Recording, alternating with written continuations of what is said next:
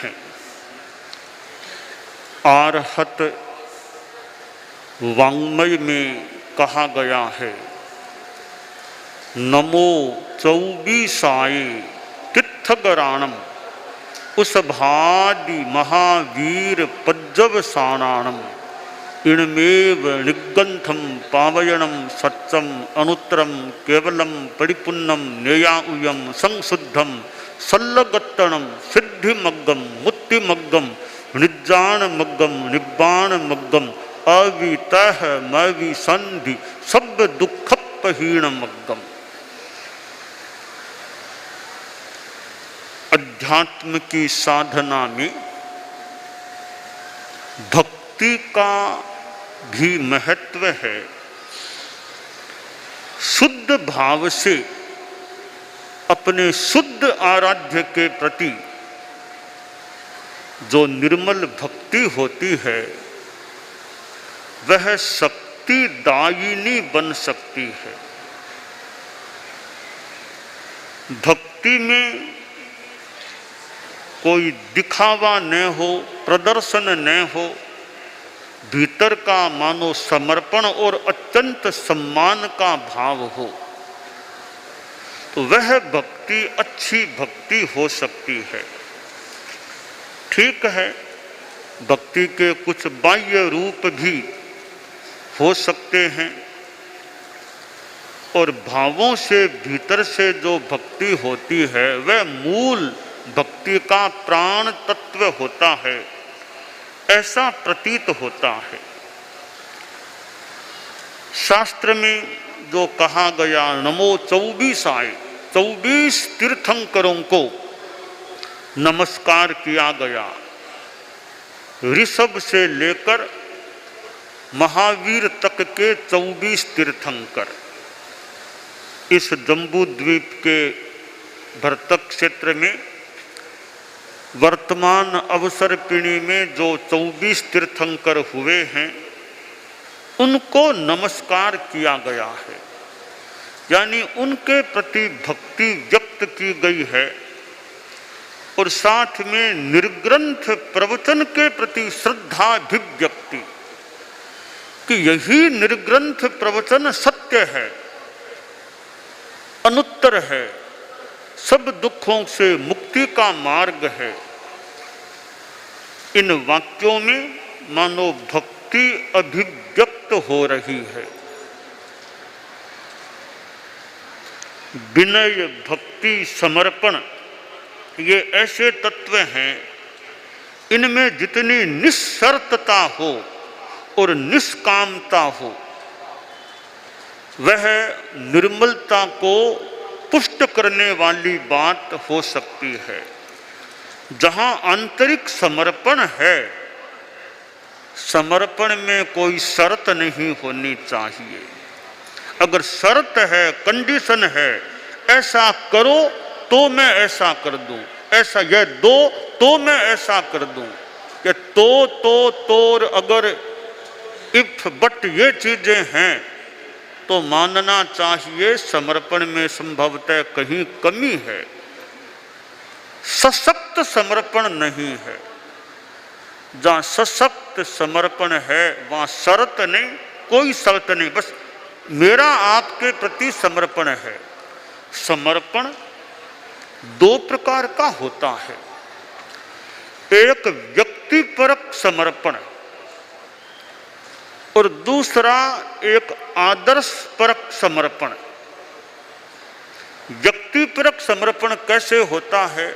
जैसे भगवान महावीर के प्रति श्रद्धा है, ऋषभ के प्रति श्रद्धा है, अपने गुरु के प्रति या हमारे संदर्भ में देखें आचार्य भिक्षु के प्रति श्रद्धा है और आचार्य गुरुदेव तुलसी के प्रति श्रद्धा है, आचार्य महाप्रज्ञ जी के प्रति श्रद्धा है और किसी के प्रति हो सकती है। यह व्यक्तिपरक समर्पण और श्रद्धा की बात हो सकती है। दूसरी भक्ति आदर्शपरक। आदर्श में व्यक्ति भी आदर्श हो सकता है कि अमुक व्यक्ति जैसा मैं बनूं, वैसा मैं बनूं, मैं भी वैसा बनूं, तो मेरा वह व्यक्ति व्यक्ति आदर्श है, भगवान महावीर जैसा मैं बनूं। दूसरी बात है आदर्श में ही एक सिद्धांत के प्रति समर्पण।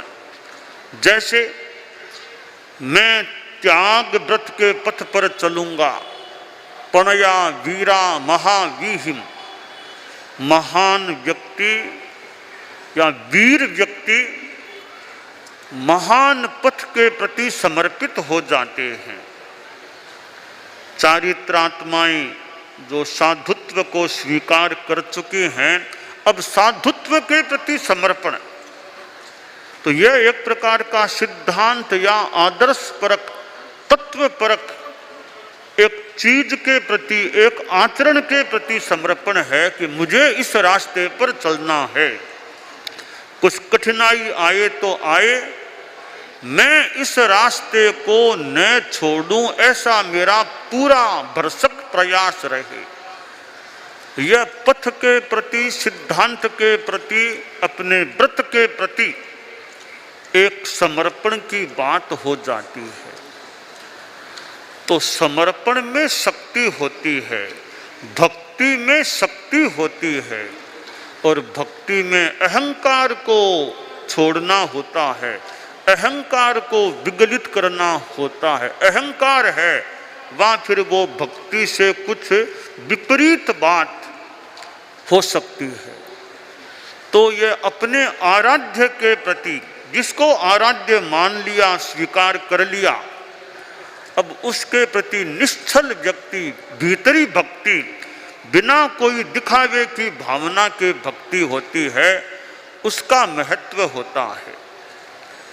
अक्षय तृतीया का कल प्रसंग सामने है, और अक्षय तृतीया भगवान ऋषभ से जुड़ा हुआ दिन है, और यों तपस्या के साथ जुड़ा हुआ दिन है, वर्षी तप के साथ जुड़ा हुआ दिन है। और भगवान ऋषभ जो इस अवसरपिणी के, इस व्रत क्षेत्र के आद्य तीर्थंकर हुए थे, आदि तीर्थंकर हुए थे, तो ऐसी वीतराग परमात्मा, उनके प्रति हमारी भक्ति, अरहतों के प्रति भक्ति। जैन शासन में नमस्कार महामंत्र अत्यंत प्रचलित है। मानो नमस्कार महामंत्र भक्ति का ही एक रूप है, जहाँ भक्ति भक्ति भक्ति बोलती है। 5 पद हैं, प्रत्येक पद का प्रारंभ नमो नमो नमो नमो से होता है। ये नमो, ये भक्ति का प्रतीक है, भक्ति है नमो। नम जाना, नमस्कार करना हमारा मस्तक है। और फिर कोई स्वाभिमानी आदमी हो तो हर किसी के सामने यह उत्तमांग, मस्तक हमारा उत्तमांग है, यह हर किसी के सामने तो कैसे झुके।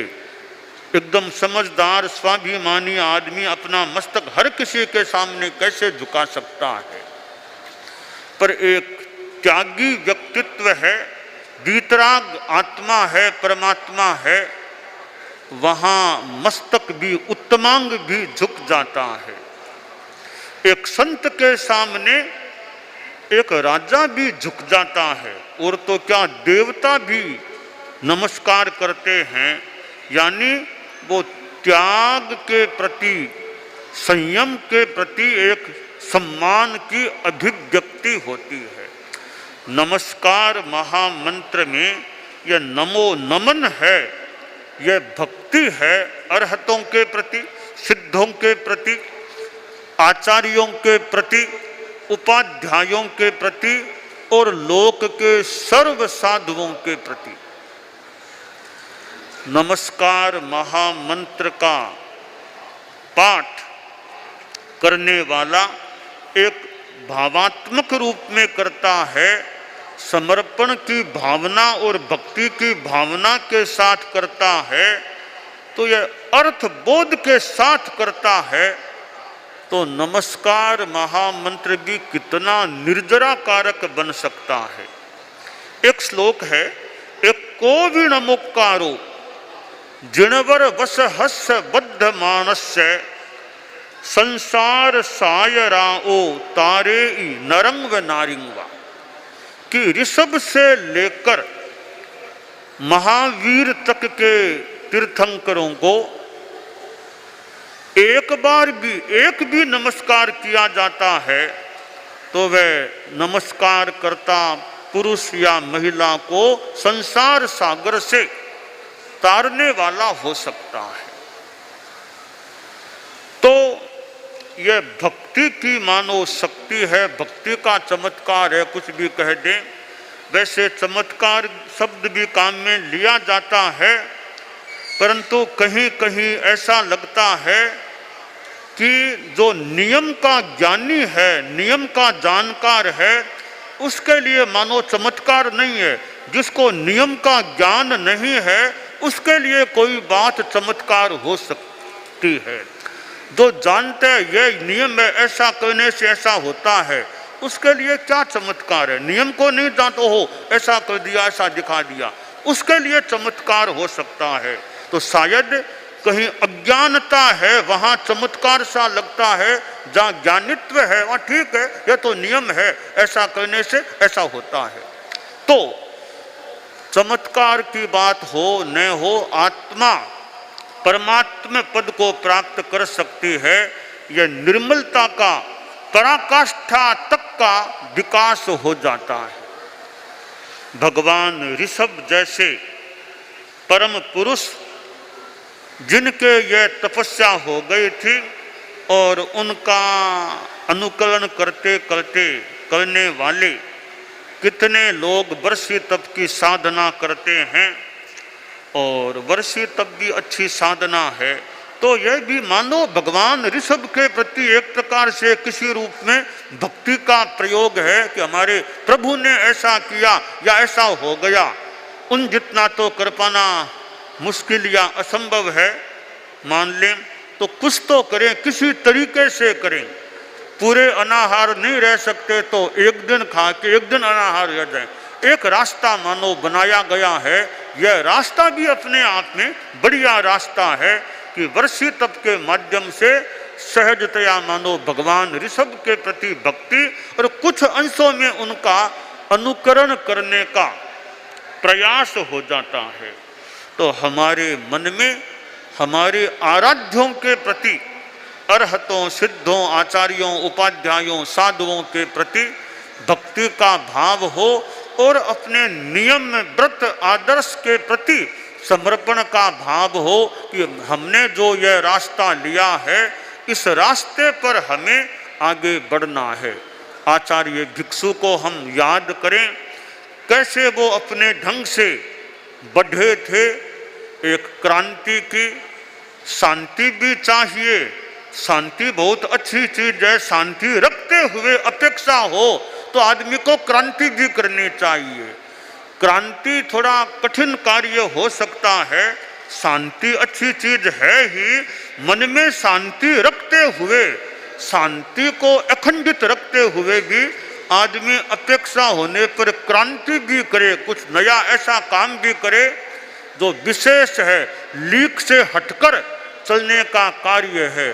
तो आचार्य भिक्षु ने एक कुछ ऐसा कार्य भी किया, और अगर उनके मन में वो समर्पण नहीं होता तो प्रश्न है वो इतने आगे अपने पथ पर जिंदगी भर तक रह सकते या नहीं। लगता है भक्ति थी, भगवान महावीर के प्रतीक, आगमों के प्रतीक जो भक्ति थी और साधना के प्रति मान लें भक्ति, वो भक्ति के कारण अखंड रह सके, आगे बढ़ सके, ऐसी संभावना की जा सकती है।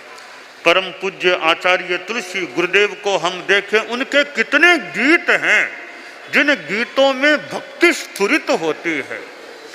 उनके इतने गीत हैं, स्वामी जी के प्रति कितने गीत हैं, और भी कितने गीत हैं। और कहीं कहीं गीत गीत में उन्होंने सिद्धांत को भी रख दिया है, प्रभु म्हारे मन मंदिर में पधारो।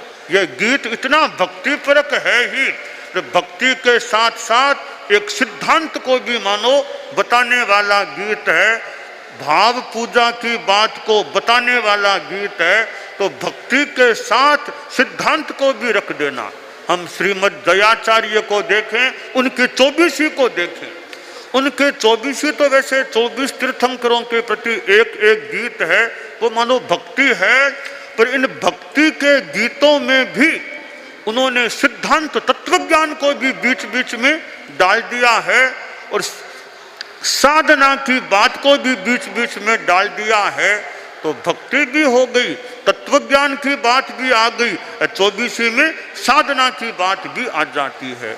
यह मानो रचनाकार का कला कौशल है कि भक्ति के साथ कैसे तत्व को नत्थी कर दिया गया है। साधना का मानो पथ दर्शन भी गीतों में डाल दिया गया है। तो ऐसे अनेक भक्ति के माध्यम हैं, गीतों के द्वारा, मंत्र पाठ के द्वारा भक्ति की अभिव्यक्ति हो सकती है। और इस प्रकार की विनय भक्ति के द्वारा हम कर्म निर्जरा के पात्र भी बन सकते हैं और अपने आत्मा को निर्मलता की दिशा में भी आगे बढ़ा सकते हैं। तो हमारे जीवन में यह आध्यात्मिक भक्ति भी रहे। नवकार मंत्र अपने आप में एक मानो भक्ति का तत्व है, उसके पाठ के द्वारा भी हम अपनी भक्ति की साधना कर सकते हैं।